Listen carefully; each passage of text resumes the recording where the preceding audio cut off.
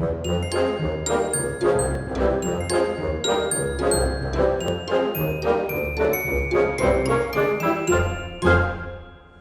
everybody, I'm Justin Dumm and welcome back to Dumm Engineering. Today I'm joined by my fellow automation engineer, Nathan Wallisch, and we're here to talk about contactors and relays. And before we start, Justin, I am so excited that you invited me on for the Olympics episode.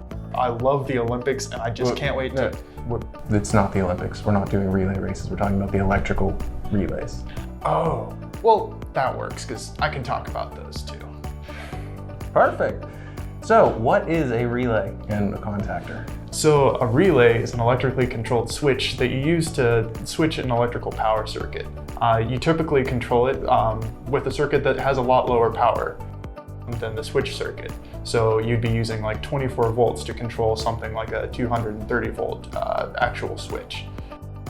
And back, like our friend Anthony in the PLC video was talking about PLCs, before PLCs existed, relays were what they used to control everything in industry.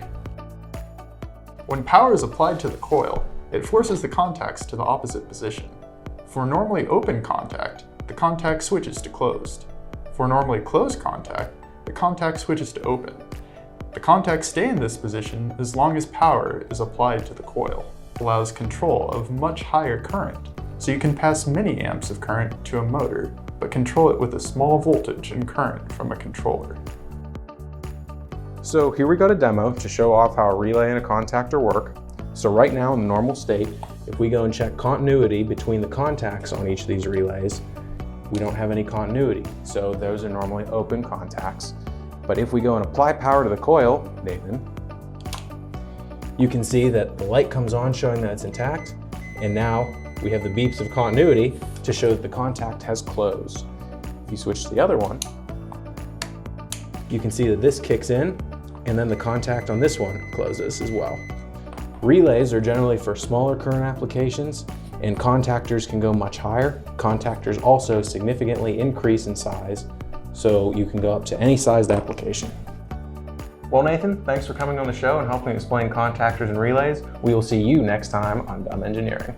And I'll be out training for Paris in 2024. You're not a runner.